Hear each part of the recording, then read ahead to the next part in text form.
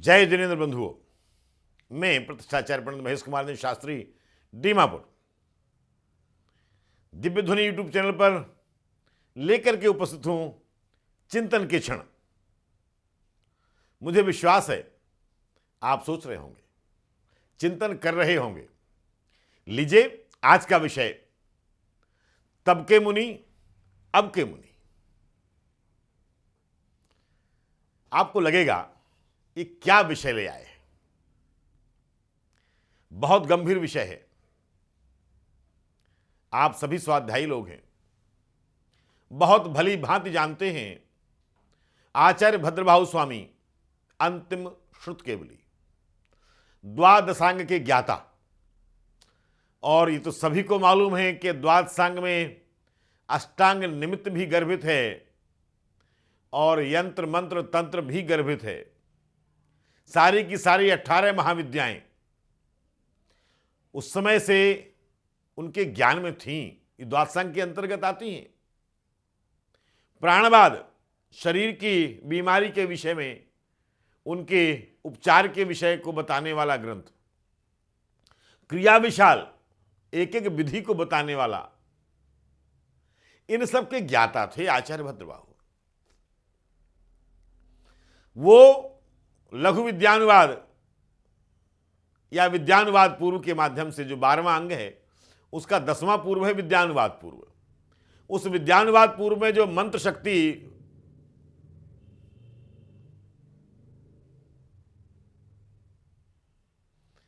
उस विद्यानुवाद पूर्व में जो मंत्र शक्ति का वर्णन है, उन मंत्रों के माध्यम से जम्बू द्वीप को पलटने की सामर्थ्य होती है। ऐसे ऐसे मंत्र हैं, उन मंत्रों के जान करके ही रुद्र संपूर्ण क्षेत्र पर, आर्य क्षेत्र पर शासन करता है। अब सोचिए, इतने बड़े बड़े मंत्रों के जानकार आचार्य भद्रभाहु, जब उनको जानकारी हुई कि इस उत्तर भारत में 12 वर्ष का अकाल पड़ने वाला है, उन्होंने क्या किया? मैं पूछता हूं, उन्होंने उनका उस समय जो विद्यानुवाद पूर्व में जो मंत्रों का वर्णन है, उनका उपयोग क्यों नहीं किया? उन्होंने दक्षिण भारत की ओर गमन क्यों किया जहां अकाल नहीं पड़ना था? ऐसा कैसे? क्या उन मुनियों के पास में सामर्थ्य नहीं थी? उनके ज्ञान में आ गया था, उन्होंने निमित्तों से जान लिया था, अष्टांग निमित्तों से, कि हां 12 वर्ष का अकाल पड़ने वाला है। तो उन्होंने मंत्रों से उसका उपाय क्यों नहीं किया?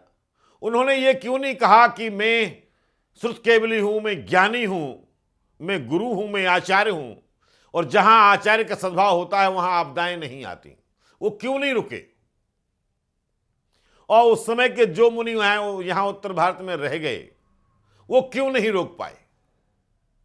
उन्होंने क्यों नहीं रोका? क्योंकि जो निमित्तों के द्वारा ज्ञात हुआ है कि ऐसी भवितव्यता है, तो भवितव्यता नहीं रोकी जा सकती। इसीलिए आचार्य ने अपना बचाव करना शेष समझा और आचार्य भद्रभाहु स्वामी इस उत्तर भारत से दक्षिण भारत की ओर चले गए, समस्त श्रावकों को लेकर के, साधुओं को लेकर के, पूरे संघ ने यहां से व्याप्त किया। वर्तमान में क्या हो रहा है? ये थे तब के मुनि, बहुत विचारशील, बहुत सामर्थ्यवान, प्रकृति से टकराना नहीं चाहते थे, आत्म कल्याण चाहते थे, बचाव चाहते थे। कीचड़ में कूद करके फिर जल से स्नान करना, इससे अच्छा है कि कीचड़ से दूर रहें। और आचार्य भद्रभाहु स्वामी ने वही किया। उन्होंने निमित्तों को समझा और चले गए। अब के मुनि क्या कह रहे हैं? आगम में वर्णन है, ये कार्य इस मुहूर्त में होना चाहिए। आगम है, ये द्वादशांग है। द्वादशांग में ज्योतिष भी एक है, पूरा अंग भी है, एक पूर्व भी है। आगम में है ये, ऐसा होना चाहिए, इस मुहूर्त में ये कार्य होना चाहिए, इस विधि से ये कार्य होना चाहिए। वर्तमान में हो क्या रहा है? हमारे जो आचार्य हैं, साधु हैं, विद्वान हैं, शास्त्रों के जो जानकार हैं, वो क्या कर रहे हैं? हम तो हैं ना, जहां गुरु होते हैं वहां इन सबका प्रकोप नहीं होता। भैया अगर ऐसा होता तो भद्रभाऊ स्वामी उत्तर भारत छोड़ करके नहीं जाते। प्रकोप हुआ, जो साधु रह गए थे प्रकोप हुआ। यदि वह आगम विपरीत मुहूर्त में कोई प्रतिष्ठा इत्यादि विधि करवा रहे हैं तो समाज को उसका नुकसान होगा। चेतो जैनियो चेतो। अरे जिस कार्य को अन्य लोग नहीं करवाते हैं, वैदिक मत में जो कार्य वर्जित कहे गए हैं, जैन मत तो बहुत परिष्कृत है, वहां तो ये गलत चीजें वर्जित हैं ही। धनु के सूर्य में 16 दिसंबर से लेकर के 14 जनवरी तक, मीन के सूर्य में 16 मार्च से लेकर के 14 अप्रैल तक कोई भी शुभ कार्य नहीं होता। गुरु अस्त में कोई शुभ कार्य नहीं होता, शुक्र अस्त में कोई शुभ कार्य नहीं होता। लेकिन वर्तमान में देखा जा रहा है, हमारा आशीर्वाद है, करो कुछ नहीं होगा। अरे भाई साहब, इसका जो दूरगामी परिणाम होता है वो समाज को झेलना पड़ता है। बाद में उदय में आता है समाज में जो बिखराव है, एकता का अभाव है, तीर्थों पर कब्जे हैं, आपस में बेईमानिता है, एकता नहीं है, वात्सल्य नहीं है, प्रभावना नहीं हो रही है। उसके पीछे यह भी एक बहुत बड़ा कारण है। जो कार्य अहंकार के वशीभूत होकर के आगम से विपरीत मुहूर्त में जाकर के किए जाएंगे, उसकी परिणति यही होगी।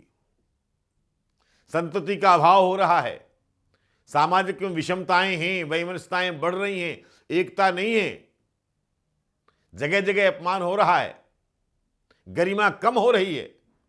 उसके पीछे ये सब कारण हैं। गुरुअस्त में यदि कोई कार्य किया जाता है तो अनुष्ठान करवाने वाले यजमान के घर में संतति की हीनता होती है। शुक्रस्त में यदि कोई कार्य करवाए जाते हैं तो यजमान के घरों में मांगलिक कार्य होने बंद हो जाते हैं। यदि धनु के सूर्य में, मीन के सूर्य में ये सब कार्य करवाए जाते हैं तो प्रभावना और एकता पर अंतर पड़ता है, अप्रभावना फैलती है। निवेदन है आप लोगों से, कोई भी कितना भी कहे, आचार्यों के द्वारा कहे गए, भगवत जिनसेन स्वामी ने अपने त्रिवर्णाचार्य में इसका कथन किया है कि मुहूर्त क्या होना चाहिए। आचार्य जिनसेन स्वामी ने प्रतिष्ठा पाठ में मुहूर्तावली पूरी की पूरी दी है। अन्य ग्रंथों में मुहूर्त का विशद वर्णन किया गया है। तो हमारे वर्तमान के आचार्य ने मुहूर्त को क्यों नहीं मानना चाहते?